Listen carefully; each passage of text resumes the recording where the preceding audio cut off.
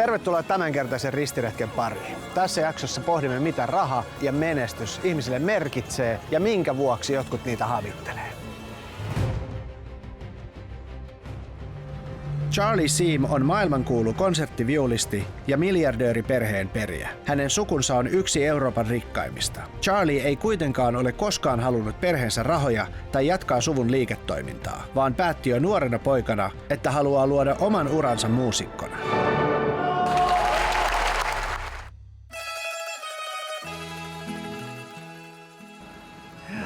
Beautiful.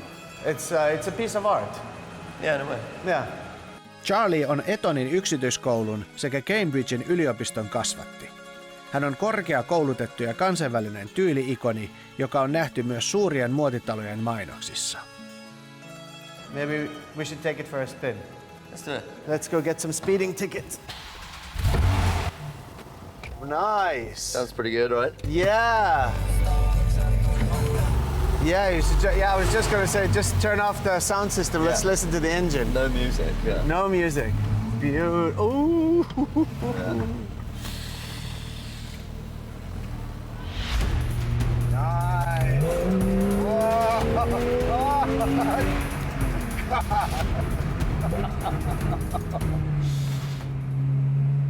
Have you always been interested in cars? Yeah, I guess I have.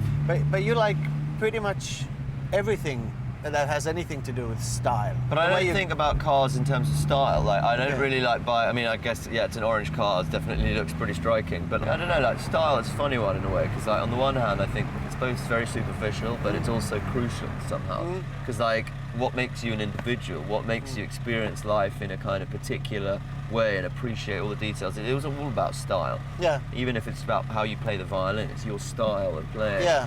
You know, it's kind of like you get more out of life and you kind of, as it were, suck out as much value when you've got sort of a very specific taste, what you like and what you don't like, and that applies to all aspects, doesn't it? It applies to like food, clothes, and people, and like politics and cars, you know.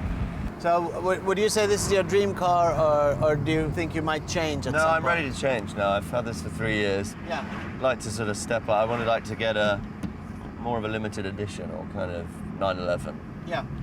A GT3 RS or a GT2 RS. Oh yes. But no, it is my dream car as well. Like, come on, it's pretty cool. You've got to appreciate what you have, like, and then if it gets better at some point, amazing. But things are also pretty good now.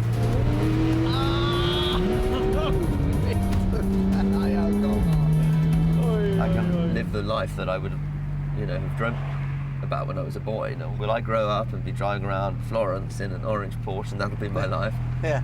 I never would have thought that would be possible, especially on my own, like, on my own steam. But it is possible. How did it feel? Yeah, I mean, these things that, it's very temporary, the excitement, in a way. It's amazing, but it doesn't last forever, the thrill of it. So that's why you can't take material possessions, you can't let them own you in terms of their value. But it was definitely amazing at first. I was just like, God, I mean, it still is even actually. When I come down to the garage and I get in, I turn on the engine, I'm like, yeah, pretty cool. But it wears a little bit thinner after a few years, I guess. Yeah. But that's, the spice of life. If you can enjoy it and these things do add something, then you've got to do it. Oh, shit! Oh, my God.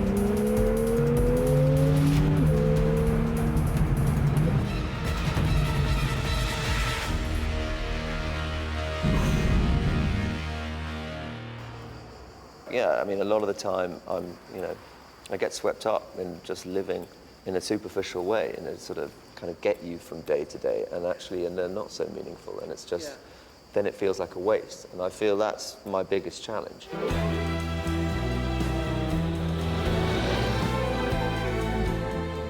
By nature, I'm very much a sort of introverted person, and the life that I have suits me because I spend a lot of time on my own. For me, I kind of engage with the music, when I'm practicing on my own and listening to music. It's a very personal and internal experience for me. Do you ever get lonely, or do you ever feel like maybe at some point you'd like to share everything you have with someone? Well, I do share it with people all the time. I mean, life, feels very empty if you're not sharing it, kind of thing. If you need your moments alone, as it were, to recharge. But then you feel that, it's most satisfying when you're sharing things. Yeah, I mean, in terms of marriage, I don't know if I think about marriage necessarily. I would like to have children, I guess. But maybe I could do that without getting married.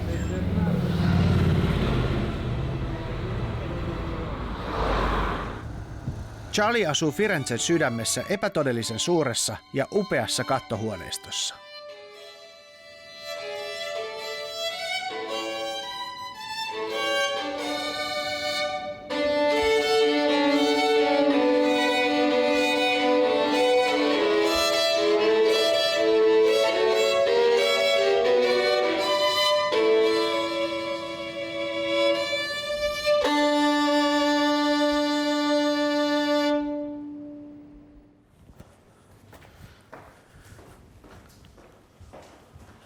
Your father is Christian Siem. My father is Christian Siem. He's Norwegian and he's a businessman, mostly in shipping.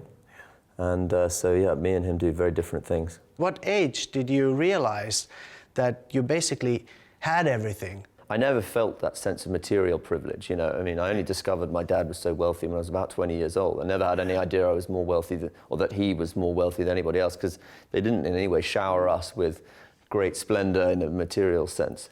Have you ever talked with your father about maybe continuing his businesses, or did you ever go through this? Obviously it's a question a lot of people ask, because he's built such a huge business, and it's maybe in many other families it would be normal that the next generation would be involved at least a bit. Yeah. But that's not been the case in our family, partly because he's not made it in any way an obligation for any of us, me or my sisters. And partly because it's not something that I've been interested in, and I think that the most important thing, and as I've learned through my own experience, is that you do something that you feel invested in. And so for me that was music, and that was, I get a lot of satisfaction from it, and it was important for me to stand alone, as it were, to be separate because my mother's father is also a very successsul businessman.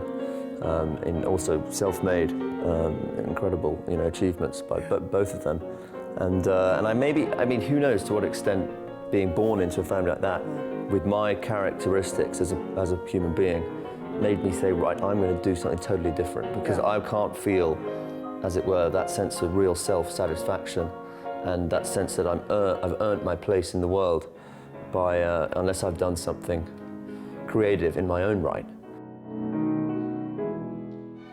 Jotenkin tosi makealla tavalla häkeltynyt fiilis siitä maailmasta, missä Charlie elää, siitä parrasvaloissa olemisesta, sitten tietyllä tavalla tähän omaan maailmaan, joka on täynnä luksusta, mutta samalla, jossa saa olla yksin, joka ei ole yksinäinen, mutta jossa saa olla yksin.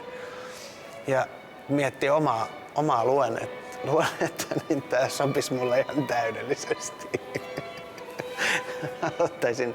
Ottaisin mielellään tämän elämän vastaan. Täältä ylhäältä on hyvä katsoa. Semmoinen oma norsunluun torni. Se sopisi mulle hyvin. Mä oon vähän semmoinen stalkeri luonteeltani, että mulla olisi varmaan kiikarit jokaisessa ikkunassa täällä. Ja sit mä tarkkailisin ihmisiä. Musta kuitenkin asuu sellainen ihan pieni sarjamurhaaja. Mä olisin puku päällä täällä päivät pitkät. Kyttäisin tosta ikkunasta, kenet mä houkuttelen tähän kämppään, jonka mä tappaisin ja söisin. Mä olisin 2000-luvun Hannibal Lecter. Joisin viiniä ja söisin ihmisten maksuja.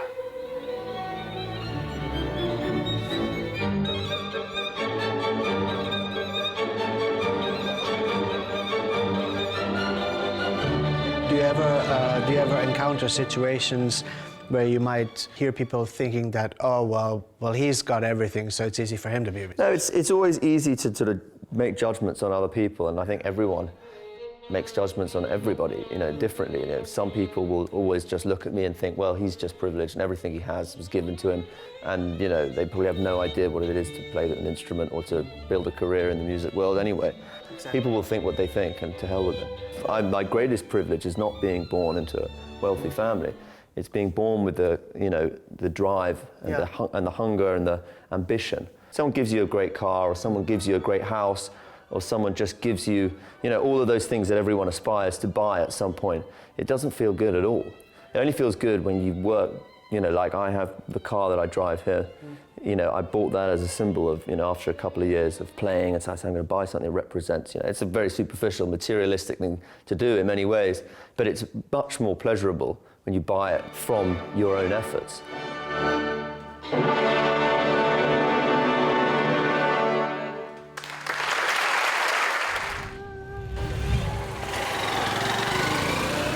Olen tullut Istanbuliin seuraamaan Charlien yhden vuoden tärkeimmistä konserteista, jossa hän on Istanbulin musiikkifestivaalien pääesiintyjä.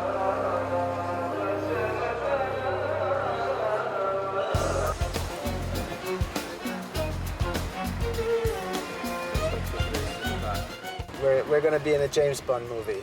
You look like it. That's it. You stole my part. No, I'm your bodyguard. Okay, cool. I kind of always say to myself, don't take it too seriously and make sure you have fun. What makes you happy? Yeah, music makes me happy, Well, I mean, happy, I don't know, like happy is kind of, but I think it's kind of superficial. I guess like more than happiness, I'm sort of looking for kind of meaning or deeper than just an emotional sort of feeling, but something like where you really feel moved, and that's why I guess I've chosen to live a life of music. It's like many aspects of. Tämä on aivan uskomattoman kaunis paikka järjestää konsertti. Tämä on tällainen ikivanha kirkko, täynnä historiaa. Konsertti soittaa tossa ja me odotetaan, että Charlie tulee lavalle ja harjoitukset alkaa kohta.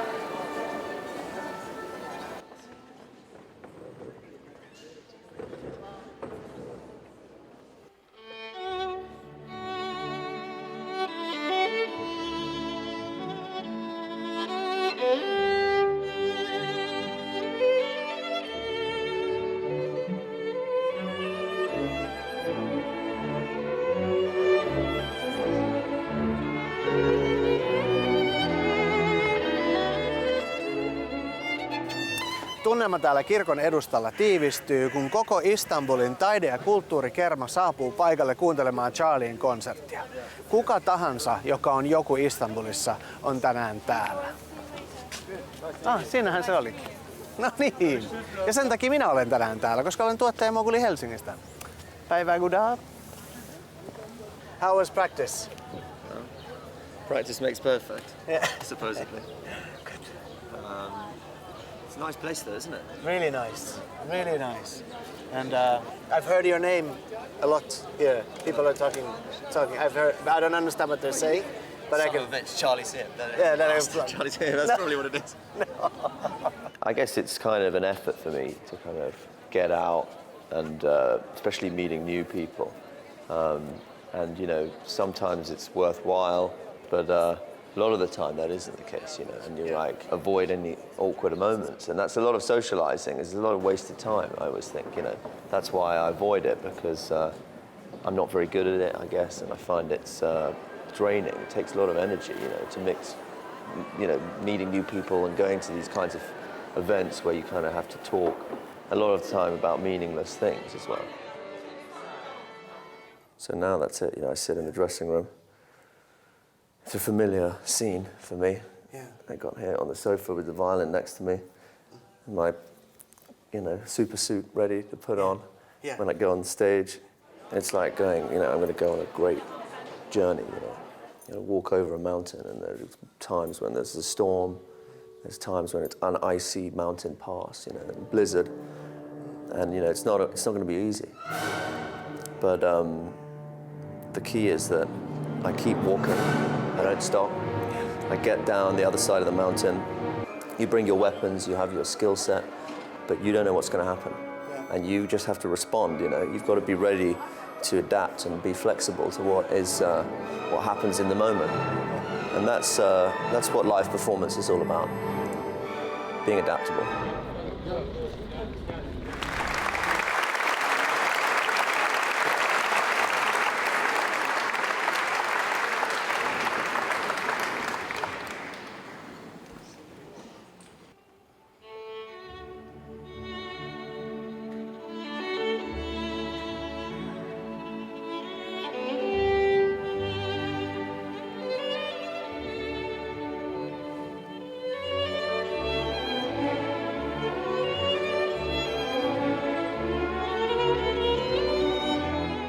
my sort of deeper goal is somehow going inside of myself, you know, because like, yeah, I mean, a lot of the time I get swept up in just living in a superficial way, and it's not what you do, it's how you do it. And I think you need to have that much more patient and profound consciousness that you're like, okay, wait, so I want to feel something more intensely, and I want to be more honest about who I am when I'm doing it.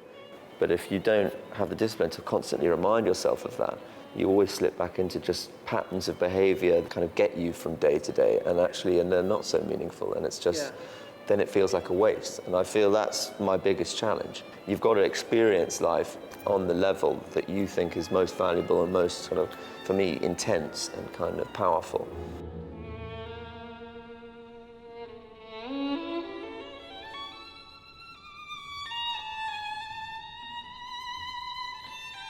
You know, it's like you're on the knife's edge kind of thing. You got to do it in a relaxed way, but like performance, it's like you're kind of on a tightrope and you're walking from one side to the other.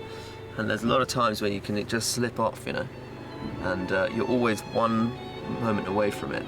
And when you fall, that's also like awesome, because, you know, to be a winner, you've got to be a strong loser. A lot of time, you're going to take a lot of hits, you know. It's going to be a sense of disappointment or a sense of failure. You didn't live up to what you think you can do.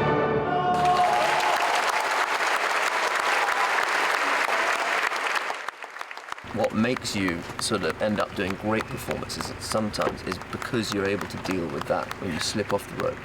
But then you rise up again and you go back out there. Nothing can knock your confidence. So all kinds of experiences on stage are good experiences. That's what I say. The key is to be on stage and to keep going and keep doing it again and again. But most of the time we beat ourselves up unnecessarily. And I'm talking from my own behavior, because that's been my great problem. Is I'm very good at smashing myself in the face, being so furious. But I realized that, you know, that just is no way to live. And, you know, you've got to let it go immediately, move on. Aivan käsittämättömän huikea konsertti, miten kaunis, miten intensiivinen, ja nyt kun Charlie vapautui, niin eihän yleisö päästä häntä käsistään ollenkaan. Kaikki haluaa kuvia ja jokainen haluaa palan tähdestä. Hey, my pleasure. You know, that's the thing. When we've got extra tickets, we want. You never quite know how you're going to deal with every corner. In fact, it's like being like a racing driver. Yeah. You know you can drive the car, but then some days it feels like you went too fast into the corner, and then you're losing grip as you're going around the corner. And there are other times, you know, maybe it's wet. Yeah. So somehow the conditions affect you. So it's wet, you've got to go a little bit slower, kind of you're turning, all this sort of thing. Always different. So in many ways, it's like being a Formula One driver. Yeah. But sometimes it's good, sometimes it's better. I don't ever want to feel disappointed with anything, because it is what it is. And you can never do better than you did, or else you would have done better. Do you ever have inner demons that interfere with your success? I've had that many times, and I've been about to go on stage, and then there's the voice that's saying, there's absolutely no way you can get through this. And that's kind of a really tough situation to be in, because that voice is powerful, you know, and you can't help listening to it. And so that's why you've got to believe much more in your deeper, more profound, intuitive self, because that always knows what's right and wrong, and that always will support you, because the real you can deal with anything. I like that very much. Well, it's that, you know, you've got to dramatise your life somehow. For me, everything somehow feels like maybe much more dramatic than it needs to be, but that's my journey, that's how I experience my life.